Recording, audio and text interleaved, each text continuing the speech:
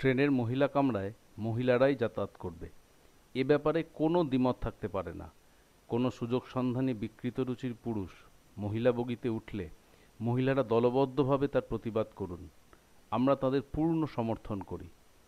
আবার অনেক সময় দেখা যাচ্ছে কিছু কিছু ট্রেনে তথাকথিত শিক্ষিতা কিন্তু আসলে অসভ্য বিকৃত রুচির কিছু মহিলা নিত্যযাত্রী মহিলা কামরাকে নিজেদের জমিদারিতে পরিণত করে ফেলেছেন।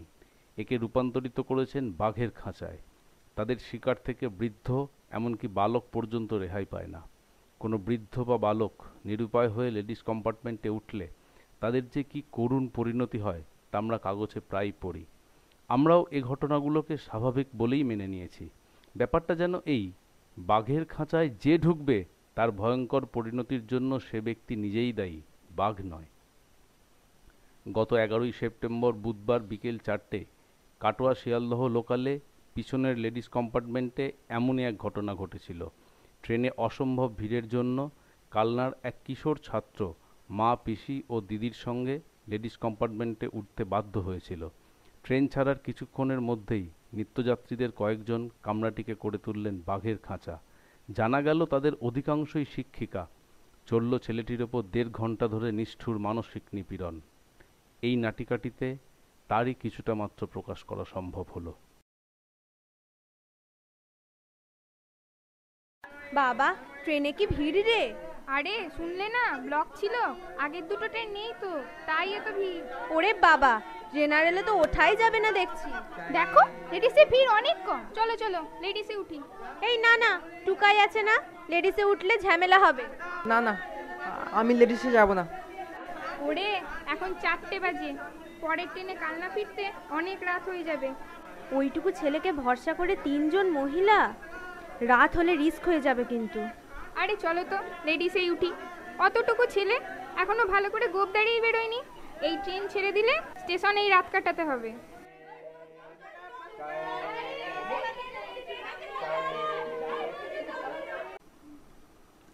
উঠলাম তো, কেউ কিছু বলবে না তো? ছেলে আমার বড় ভয় তাড়াসে জানো, ওকে নিয়ে মরছি আমি। না না, কে আবার কি বলবে, সবাই বোঝে গো। তোমরা ভেতরে গিয়ে বসো, আমি বরং গেটের কাছে দাঁড়াচ্ছি। না না, ভেতরে আয়, জায়গা অনেক ফাঁকা আছে, একদম দরজার কাছে দাঁড়াবি না। কি হলো কি হলো, মহিলা কামরায় পুরুষ কেন? এই ভাই, নেবে যাও। আসলে জেনারেলে খুব ভিড়, উঠতে পারবো না। তা বলে মহিলা কামরায় পুরুষ উঠবে নাকি? ও আবার পুরুষ? এতটুকু তো ছেলে, তাছাড়া আমরা তো 3 জন মা, পিসি, দিদি রয়েইছি। দেখুন, ভালো কথাই বলছি, এখনই নেবে যান, তা না হলে দাইহাট, পাটুলি, পূর্বস্থলীতে অনেক ডেলি প্যাসেঞ্জার উঠবে, তখন বুঝবেন কেউ অ্যালাউ করবে না, কিন্তু পুরুষ দেখলেই ঠেলে নামিয়ে দেবে। চলো না হয় নেবেই যায়। আরে নেমে করবেটা কি, স্টেশনেই রাত কাটাবে নাকি? আজকের অবস্থাটা সবাই দেখতে পাচ্ছে।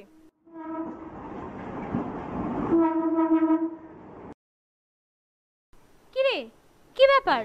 মহিলা কামরায় ছেলে উঠেছে কেন রে? কিছু বলিসনি? বলেছি, শুনছে না। শুনছে না?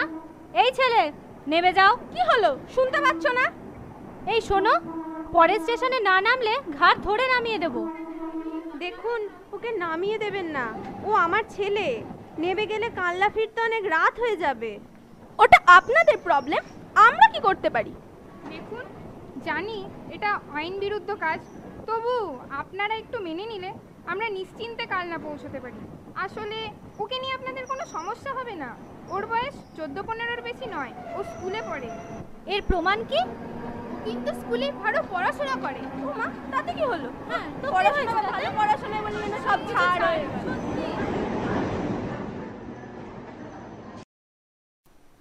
এই এই এই কম্পার্টমেন্টে পুরুষ উঠেছে কেন রে? অনেক বলেছি জানো, শুনছে না। দেখ কেমন বেহায়ার মতো দাঁড়িয়ে আছে, দেখ কিছু বললে খালি ফ্যাল ফ্যাল করে দেখছে। বিরক্তি লাগে। ওরে ওরে, সোজা কথায় কাজ হবে না। এই ছেলে, এক্ষুনি নেমে যাও, না নামলে কিন্তু আমি ঠেলে ফেলে দিতে বাধ্য হব। ওরে মায়া দয়া করে লাভ নেই, চল তো ঠেলে ফেলে দি। দেখ দেখ, এত বলা হচ্ছে তাও কোনো হেলদোল নেই। ফেলে দে, ফেলে দে।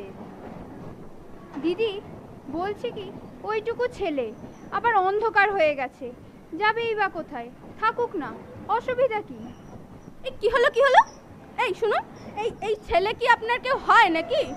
না না না, আমার কেউ নয়। তবে চুপ করে থাকুন, জাস্ট স্টপ।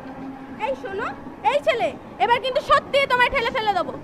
আচ্ছা, আপনারা তো দিদিমণি, অনেক পড়াশোনা করেছেন, মায়ের সামনে ছেলেকে ঠেলে ফেলে দেবো এই কথা বলবেন না, আমাদেরই শুনতে খারাপ লাগছে। শুনুন, এইসব সস্তা সেন্টিমেন্ট একদম দেখাবেন না তো।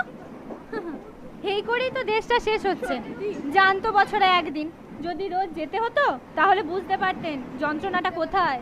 তাই না বাবা, অনেক পাপ করে এই লাইনে যাতায়াত করছি।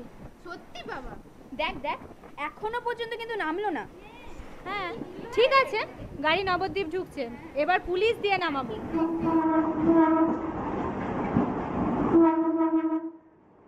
এই যে পুলিশ, এই ছেলেটিকে টেনে নামিয়ে দেন তো। এই ভাই, ওই নেমে এসো বলছি, নেমে এসো। দেখ এবার কিরম হুড়মুড় করে নেমে আসবে। দাদা, আমাদের অবস্থাটা প্লিজ একটু বোঝার চেষ্টা করুন। সন্ধে হয়ে গেছে, আমরা তিনজন মহিলা কানলা ফিরতে অনেক রাত হয়ে যাবে। সেরকম হলে আমাদের নয় একটু জেনারেলে উঠিয়ে দিন। ও কানলা যাবেন নাকি বলছেন? হ্যাঁ হ্যাঁ, কানলা যাবো। সাতটা বেজে গেছে। আচ্ছা ঠিক আছে, এই তো উঠতে পারবেন না জেনারেলে? হ্যাঁ আচ্ছা আচ্ছা ঠিক আছে, চলুন লেডিসই চলুন, আমরাও যাচ্ছি আপনাদের সঙ্গে। ওই দেখ, আবার উঠেছে।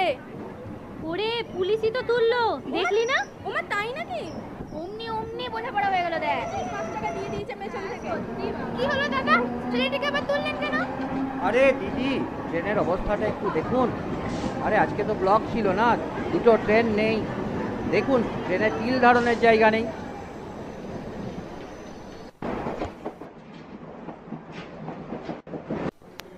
এই যে নেমে যাচ্ছি। আমার ছেলেকে তো খুব অসহ্য লাগছিল, ঠেলে ফেলে দেওয়ার ভয়ে এতক্ষণ সিটিয়েছিলাম। অনেক দিদিমণি দেখেছি জানেন তো, তারা অনেকেই শ্রদ্ধেয়া, তবে আপনাদের মতো তো নির্দয় শিক্ষিকা দেখিনি। এই শুনুন, এই দাঁড়ান, থামুন। 1.5-2 ঘন্টা ধরে কি মানসিক অত্যাচারটাই না করলেন। আপনারা তো 14-15 জন শিক্ষিকা রয়েছেন। আচ্ছা, একজনের কি মনে হলো না যে এটা ঠিক হচ্ছে না? একবারও কি নিজের ছেলের বা ভাইয়ের মুখটা ভেসে উঠলো না?